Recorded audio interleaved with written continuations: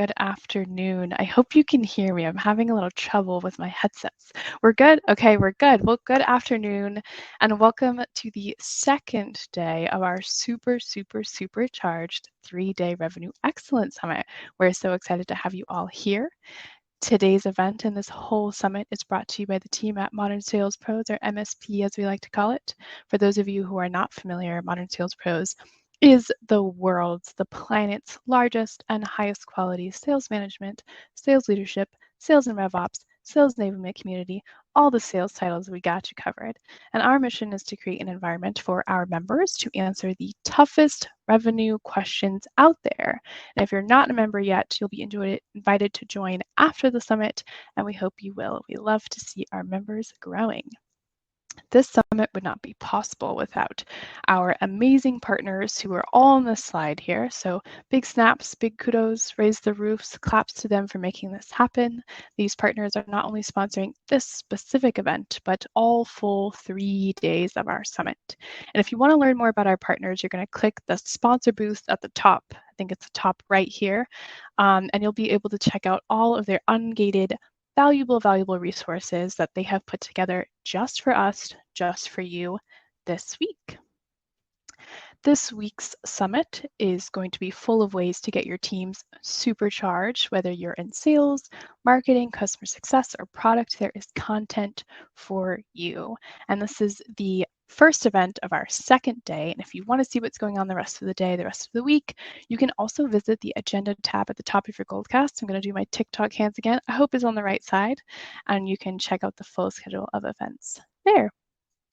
Here's our agenda for this session. I'm going to go over some really quick housekeeping notes.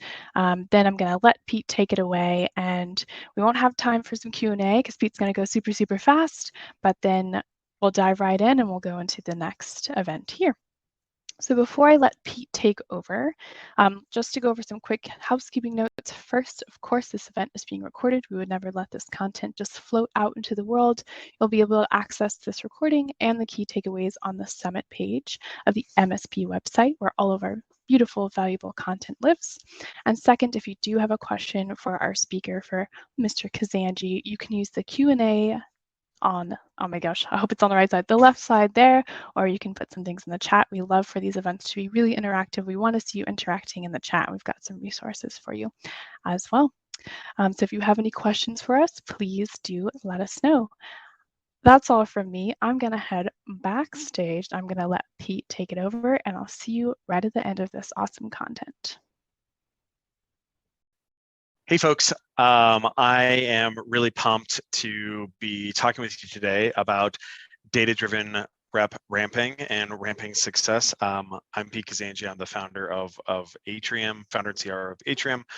And of course, just really quick on Atrium to introduce, Atrium makes data-driven sales management software that helps managers, AE, SDR, AM, CSM managers use metrics to improve rep and team performance, including in ramp. But that's essentially what we work on and what we pay attention to. A little bit on me. As noted earlier, my name is Pete Kazanjy. I'm the CRO at Atrium. I've been doing sales leadership stuff for a hot second now.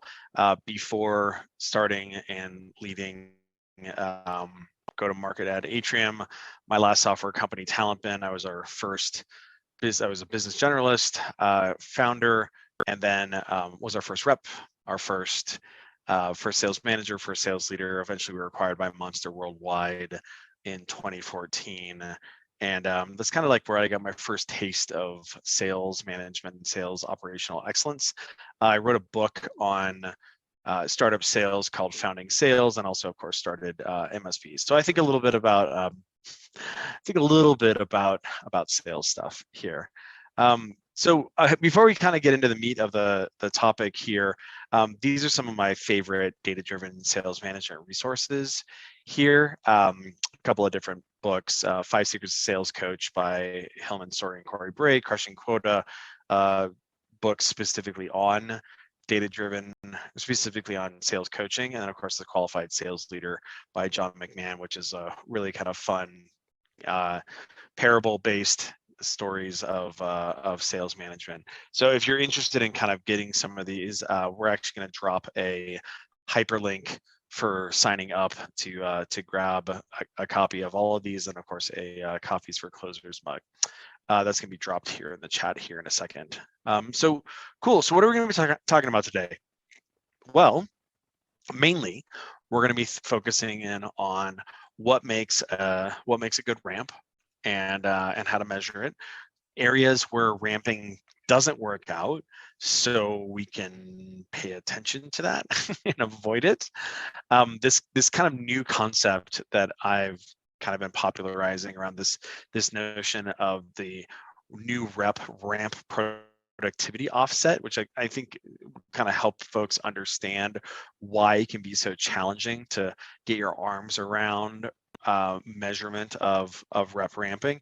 And then the good news is that there's actually a solution to that, and we're going to talk about that a little bit as well, kind of how to systematize that. So what we're not going to talk about today is we're not going to be talking about onboarding content or training. What we're going to be talking about is how to use data to monitor, manage, and improve ramping success.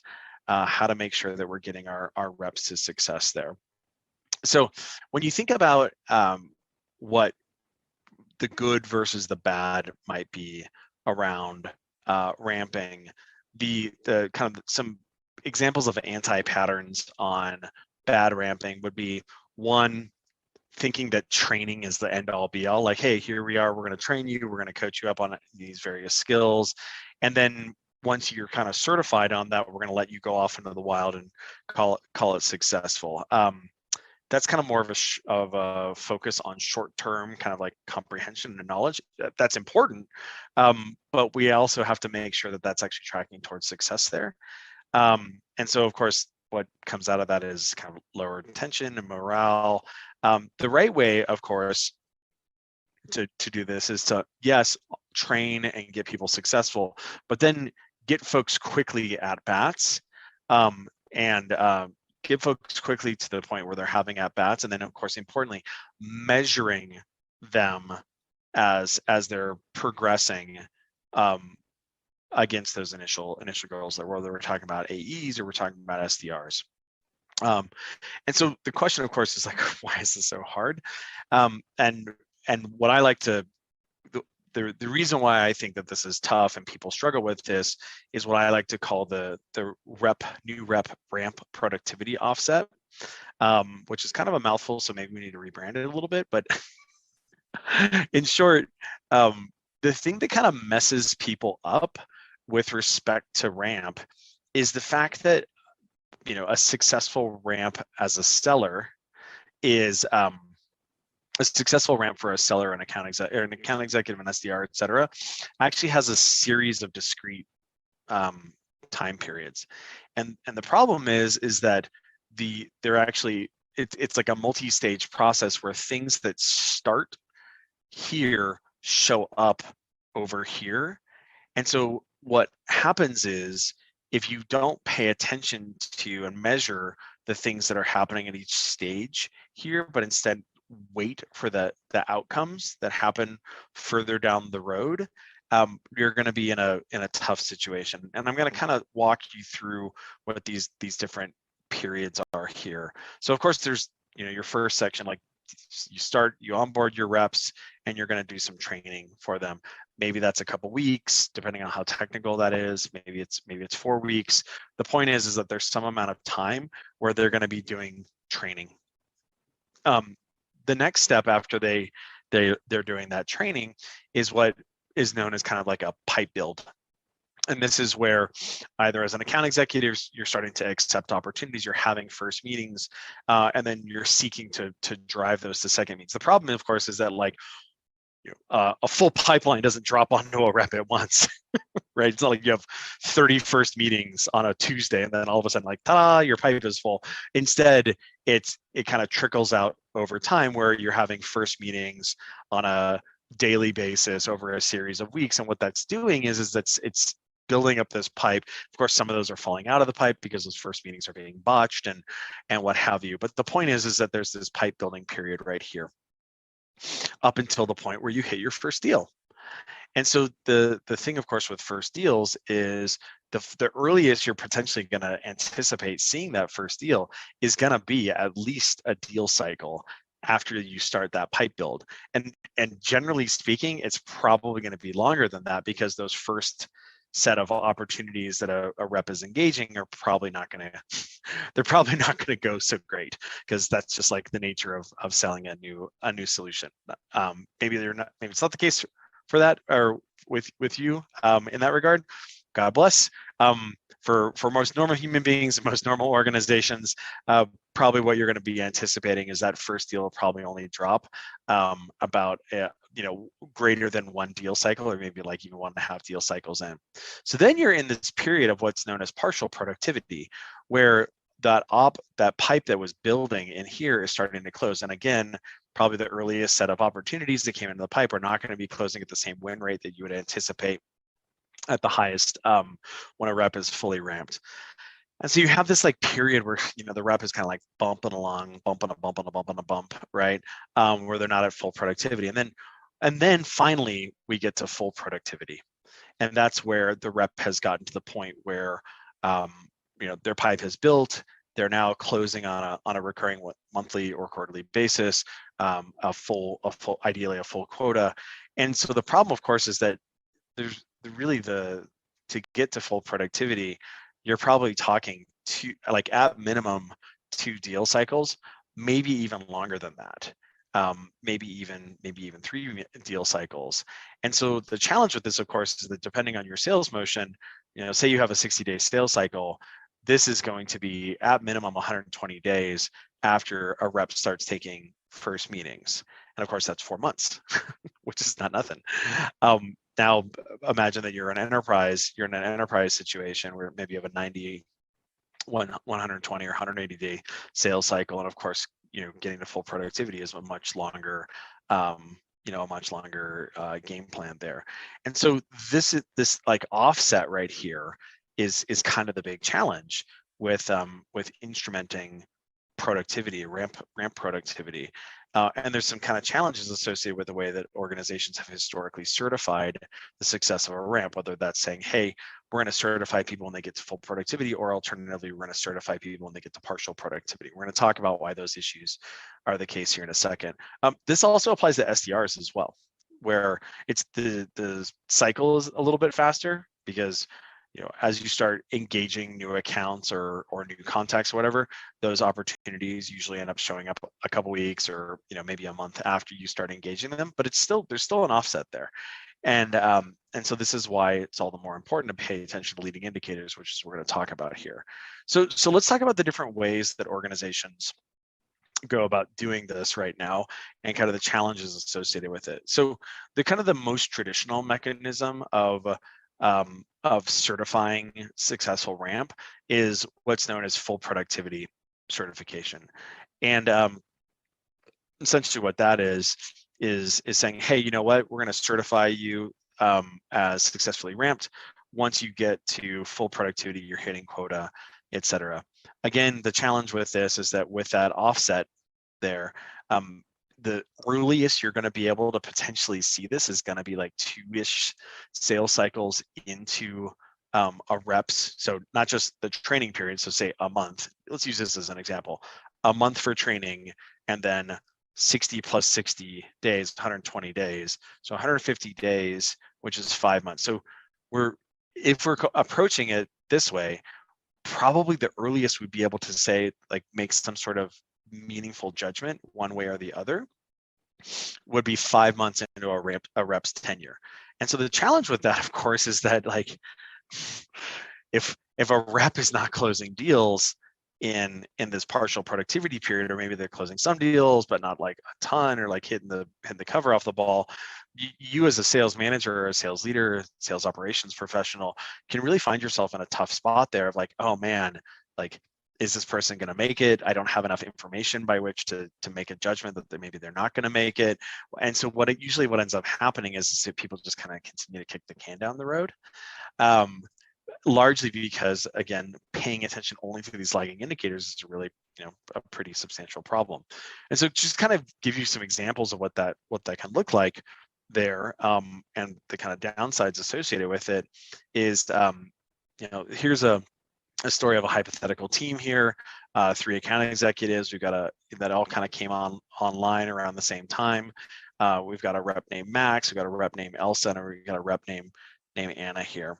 And what you can kind of see here is, a situation where the Max here is like, he's closing some deals. He's closing some deals in ramp. He's at partial productivity. It's not like he's closing no deals, right? He's closing, he's closing some, and every time it looks like maybe something, it might be time to kind of rip the Band-Aid off, he closes another deal, or he closes another couple deals there.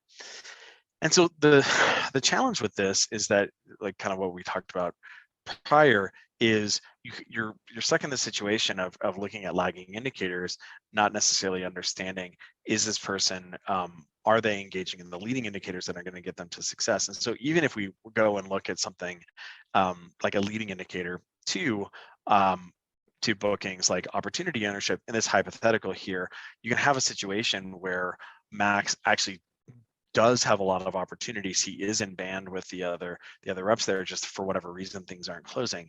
And so this is why it's really important to look at other KPIs like more holistically as well. So in this example, if we look at Max's customer facing meeting volumes, you can see very quickly that he's just never gotten to the same level of customer facing meeting volumes as the other reps there, which would probably indicate to us that probably a lot of these opportunities are maybe not being actually worked.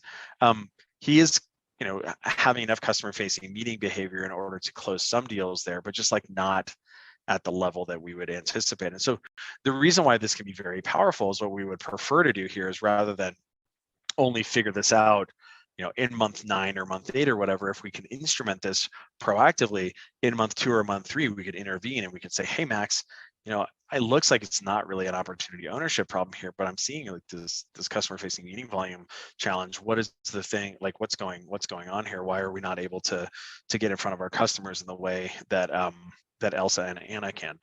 And so that would be a much preferable approach to kind of twiddling our thumbs and hoping that something is going to work out there. And so this is just one example of why waiting for full productivity can have a lot of downsides to it.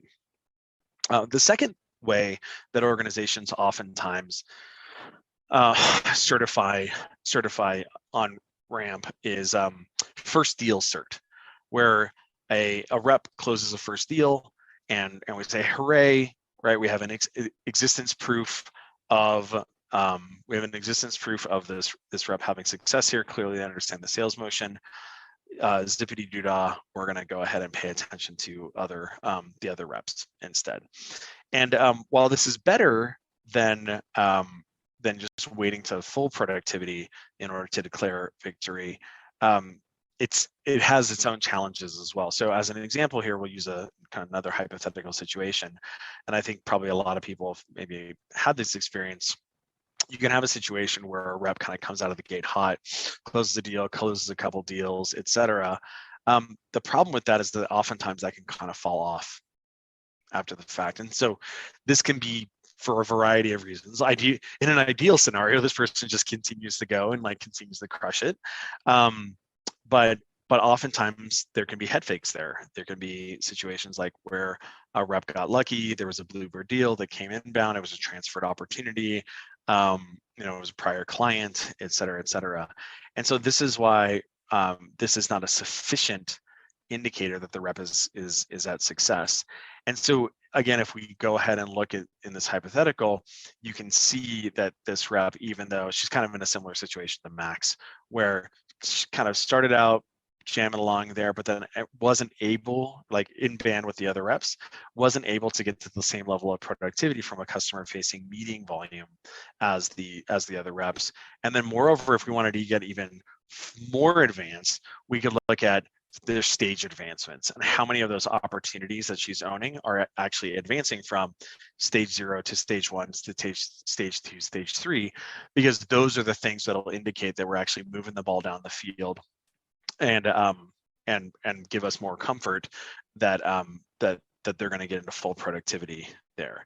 And so I've actually had this happen to me a couple of times in the past where, this is as a sales manager or a sales leader, you've got so many different plates that are spinning and you're paying attention. You're trying to get all of your ducklings to success, especially if you're onboarding bigger groups of folks, like, four sets of reps or five, 4 reps or 5 reps in a class or what have you. And so the temptation is to declare victory, like, oh man, they closed this deal, they closed these 2 deals, they're on their merry way. The reality is that you have to actually bird dog those leading indicators, because those things, like coming fast out of the gate, those can deteriorate. Ideally not, but we would want to pay attention to that just to make sure. And so then the last thing I'm going to kind of show you here is what I would advocate. This is kind of the modern way of instrumenting ramp, and it's all about kind of like pulling forward in this time period in order to look at not just full productivity, not just first deals, but also just the behaviors, counting and instrumenting the behaviors that ought to be going along here in this time period right here, which is kind of the longest part of the ramping process here. And so we call this data-driven ramp management. And so the preferred way of doing this is that you want to be paying attention to the things that would show up even during this period right here. So a good example of that would be like customer facing meeting volume. Right? As soon as that rep is out of their training and they're actually engaging in live customer meetings, you would anticipate that they would start ramping into band with respect to those meetings, along with the other peers on that team, or folks who have come before them as well. The same would be true with respect to their opportunity ownership. If this is a pipe build situation, we would expect that those opportunities would be stacking up, or that pipeline ownership would be stacking up over time. And then the important thing is this is the reason why we have to pay attention to all of these. We can't just pay attention to like our favorite, like customer facing meeting volume, because customer facing meeting volume without sufficient opportunity ramp would indicate that maybe a rep is just having lots of customer facing meetings with a small set of opportunities. Or conversely, if we're only looking at opportunity ownership and not looking at customer facing meeting volume or other activity metrics like account engagement volume or what have you, you could have a situation like we had up here. I think it was actually Max, where opportunity ownership looks just fine, but activity against that opportunity ownership isn't nearly where it needs to be. Right. And then what you would want to do is get even further ahead and look at stage advancements. And so by doing this and saying, hey, it's great that they're having meetings, it's great that they have opportunities that are in their pipe. How's that moving along? Are things moving along? Because you could have a bunch of ops in your pipe. You could be having meetings with them. They could think you're a perfectly dandy seller, but nothing's moving along to proof of value. Nothing's moving along to proposal. Nothing's moving along to paper process. That indicates that there's a problem for us to address there. And this can actually be broken down even into kind of critical stages, where say you have, like, let's imagine that you have a trial process. This is something that we have at Atrium, because one of the things that's kind of neat about Atrium is it takes about 90 seconds to turn on an Atrium account. So a big part of our sales motion is engaging with sales managers or SDR managers or sales leaders or sales operations folks and saying, hey, let's just turn on an Atrium account for you. Just sign in with your Salesforce license, your Salesforce account, and we'll get you set up. It takes a couple hours for the data sync.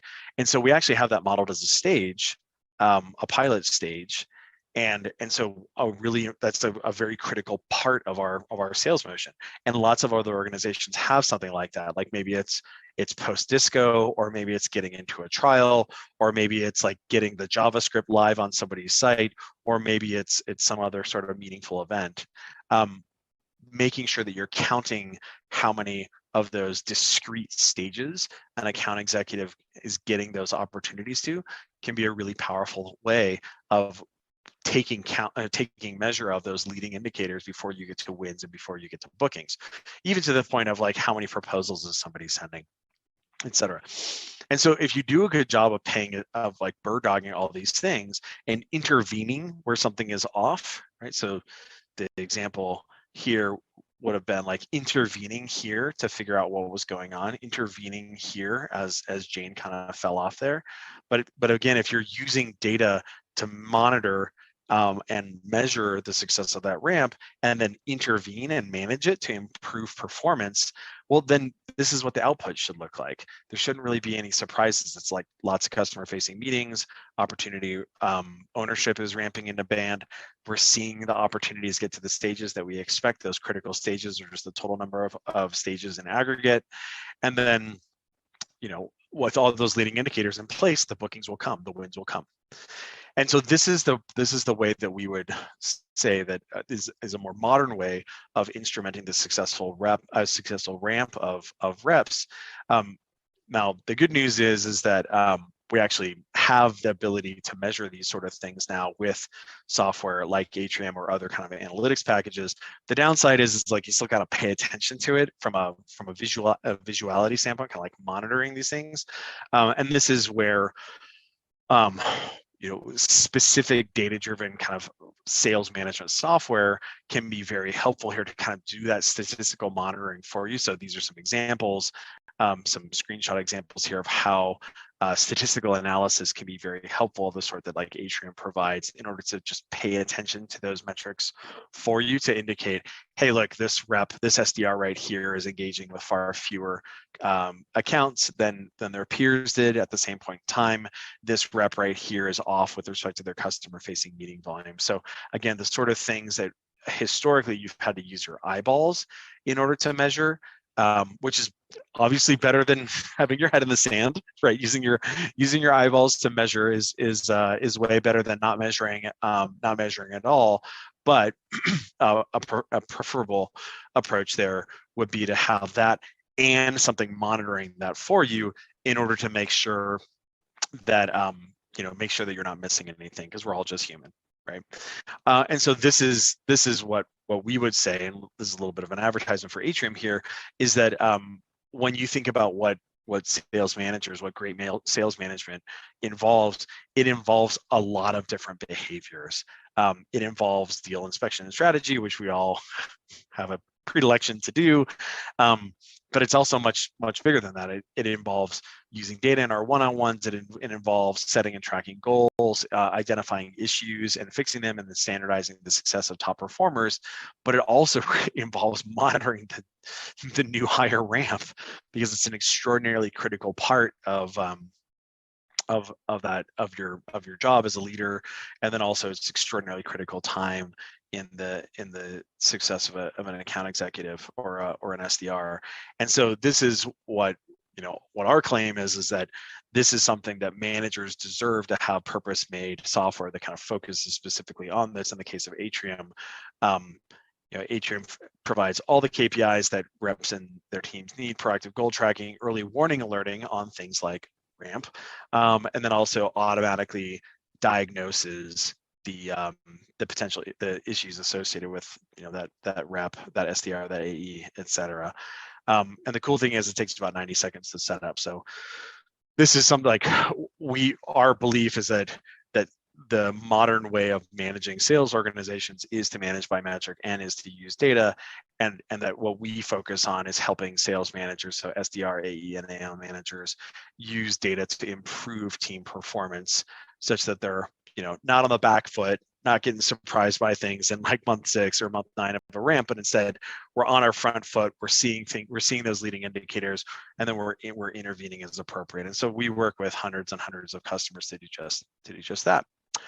So enough about that. Let's get back to kind of just the general concepts of how to do this. So if we're measuring leading indicators, which is the thing that I would advocate that folks do in order to make sure that reps are coming into band from a ramp standpoint, these are some of those leading indicators that we might want to be paying attention to. We kind of touched on this a little bit with respect to account executives in our hypotheticals earlier. Obviously, opportunity ownership and pipeline ownership is really important there. A more sophisticated thing that you can pay attention to in addition to that is actually new opportunity inflow, right? So new ops coming into the pipe, new pipe showing up, because the way that you build a pipe is to have your existing opportunities in your existing pipe and then be adding more onto it. So measuring kind of both of those, because if all of a sudden new opportunity ownership starts drying up, well, that would indicate that we're probably not going to see that opportunity ownership build keep going. And then of course, just pure activity metrics like customer facing meetings, the number of unique accounts or companies, domains that an account executive is touching, and even something as basic as like email, like, are you keeping your tempo up? Same is true over here on in SDR land. Probably the best examples of that would be email and calling volumes, unique contacts engaged, unique accounts engaged. I've seen this quite a bit in customers where they're the SDRs are, instead of paying attention, or instead of spreading their efforts across many accounts or spreading their efforts across many contacts, instead they're just hammering a small set of folks kind of to death. Obviously, that is not a preferred way of going about that. And then similarly, just like new opportunities and new pipeline ownership kind of coming into band there, you would want to see the same thing with new accounts and new contacts being touched. And of course, if we are measuring these leading indicators here and there's sufficient quantity of that activity and behavior is happening, eventually we would anticipate seeing the outputs come out. In the case of SDRs, that would be opportunity creation, pipe creation, etc. In the case of AEs, that would be bookings and wins and so on and so forth. Just a quick overview of like how to go about this. These are kind of like the traditional mechanisms by which to do that, plus the more modern kind of next generation version of this. Good old CRM reporting. The good news about it is it's available, like whether you're on Salesforce or HubSpot. The downside is that it's it's very the upside is it's very flexible. The downside is it's pretty time consuming to put together, and hopefully like you have your act together from a reporting standpoint, or you have a friendly neighborhood sales operations person who can kind of help you out there. Even if you do, you have to bird dog it. The same thing is the case with business intelligence. Again, really powerful, really flexible, but I hope you have somebody to kind of help you out there. And then the kind of more modern approach to this is to use purpose-made software that is literally designed for this use case. The upsides associated with that is quick setup, so instant on, a couple of minutes to turn on. The downside is it's a little bit less flexible because all the KPIs are already pre-baked. So, there's a couple hundred KPIs that are like the meat and potatoes of what you ought to be paying attention to for your SDRs and AEs and AMCSMs. But it's not every metric that you possibly conceive of. The good news is it's all automatically monitored, so it's statistically monitored. So, these are kind of the industry best practice for how to go about this. The next thing is that even if you have those assets in place, the thing that you want to make sure is actually happening are we actually consuming this?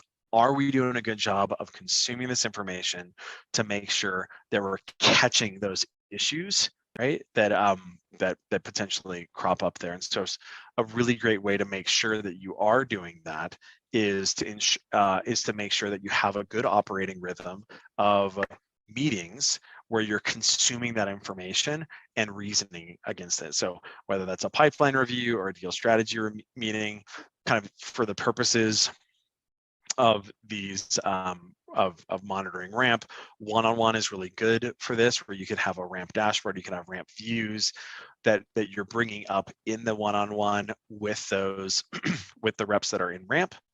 The same could be true with your sales team meeting.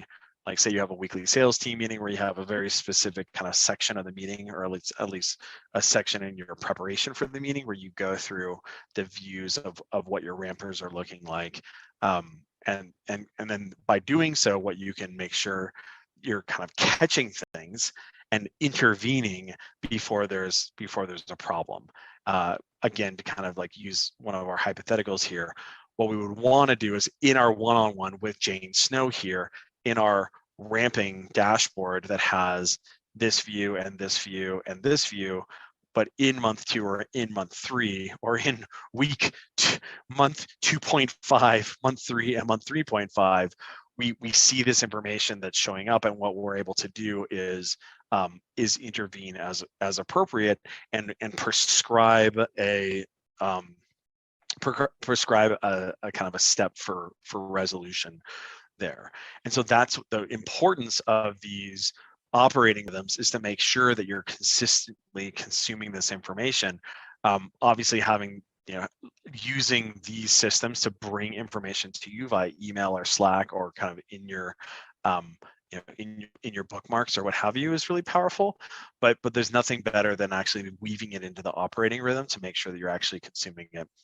And so then if you are consuming it, you do have to reason against it. And so the thing here is that what we would want to do as modern sales managers and sales leaders, SDR managers, AE managers, et cetera, is get good at like reading the data. And at least like from a cursory standpoint, again, like some clever software can do a good job of monitoring this for you. But what we want to do is like detect issues, like catch something like, oh man, that smells funny. That's weird. What's going on there? Be able to ask next questions. Like, oh, you know what? That's weird. What's going on right there?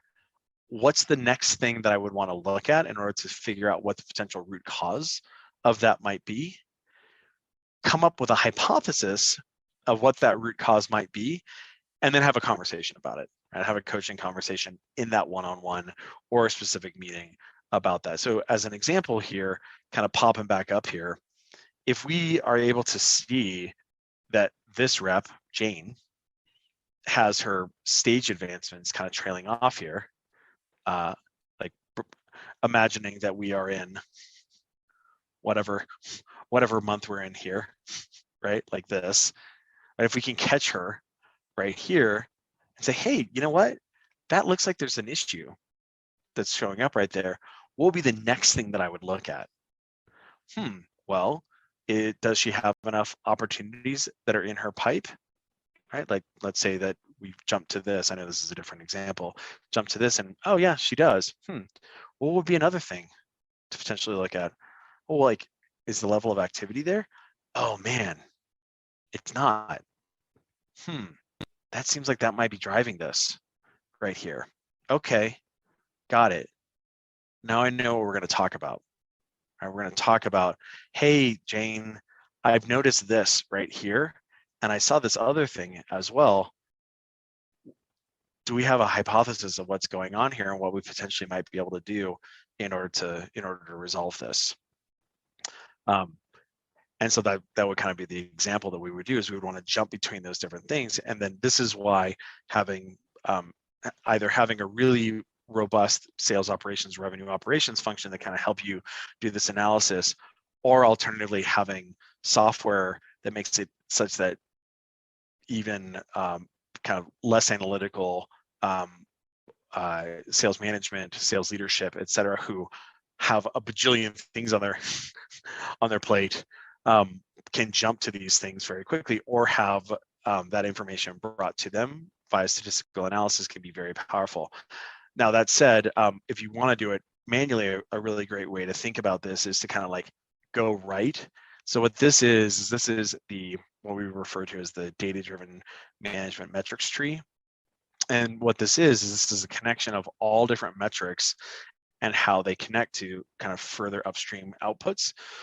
So if you look at this, where do bookings come from? Well, bookings come from wins, crossed with ASP, crossed with average sales price, crossed with deal cycle. And then, okay, well, where do wins come from? Well, wins come from win rate, crossed with attempts. Okay, well, where does win rate come from? Well, win rate comes from a bunch of different places. It comes from how well we're multi-threading, opportunity conversion, or conversion between stages, et cetera. Where do attempts come from? Well, it comes from new opportunities, total number of opportunities engaged, meetings, et cetera. So if we see a potential problem with an indicator like stage advances, like, oh man, this person's not getting anything they're not getting anything to like a key stage, like a proposal stage. Well, what's upstream from that? Is it that they're not engaging in sufficient number of meetings? Is it that they're just light on opportunities? Or alternatively, do they have plenty of opportunities? Are they fine on customer facing meeting volume? It just turns out that like there's some stage where all the opportunities are falling out of the pipe, right? Or maybe what's where that's coming from is the fact that their pipe hygiene is just atrocious, and their number of untouched opportunities is just off the charts. So this is kind of how you can think about how, putting into practice this notion of diagnosing. So we detect by looking at these things in these operating rhythms, or having statistical analysis software that kind of like monitors these things for us. And then what we can do is we can diagnose, either A, by doing it manually, or B, by having software that will monitor all these metrics for us, and then look at the different ones and say, hey, you know what, the reason why this rep is tracking poorly with respect to bookings is that their win rate is off, and the reason why their win rate is off is because their conversion rate out of pilot is dramatically lower than all the other 15 account executives on this team. Doing that manually is kind of the historically like the best sort of situation you could have. In a more modern environment like now, you could have a little bit of backup, a little bit of machine backup doing that monitoring for you. And so I think the thing that I would love to leave everybody with is that this is like the biggest kind of part of ramp, just from a time standpoint. And so the more you can kind of dig in here and start measuring and monitoring the leading indicators that will show up here even before these lagging indicators show up, the better off you're going to be. And not only can we measure those and monitor them in order to make sure that, like, if somebody's not working out, we can show them the door before it's, before we've wasted too much time and energy on them. But also, even more importantly, what we can do is we can see where the issue is. Right? And we can investigate, or like we can invest and and seek to save them. And so the historical version of this, of course, is just like, hey, you know what, I'm going to hire 10 account executives and like maybe 5 of them work out, get to full productivity, but like, oh well, that's kind of like the cost of doing business. That's like really a medieval way of approaching this, given the fact that we now have the ability to do this. Given the fact that we now have the ability to measure these things more proactively. So that's how to do data-driven rep ramping. Again, thanks for coming. If you'd like a copy of each of these books and a Coffees for Closers Yeti mug here, we're going to go ahead and drop a URL for signing up there in the chat here. And then moreover, just want to thank the Modern Sales team for putting on this awesome Supercharged Summit. Super fun. I've been enjoying all the various talks.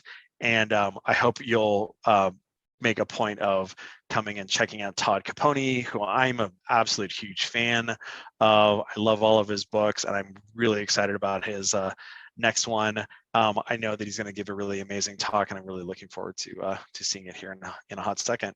So thanks for coming, and have a great day.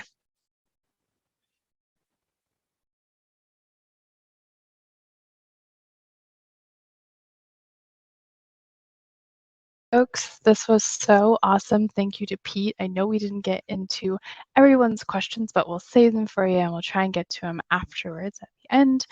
Don't forget that we have so much more content coming up. Next up, as Pete said, is Todd Caponi's keynote. Very excited. You'll see me there again. Thank you. And don't forget to go interact with our sponsors in the booth. There's some folks waiting to hang out and chat with you in there. And let's get supercharged.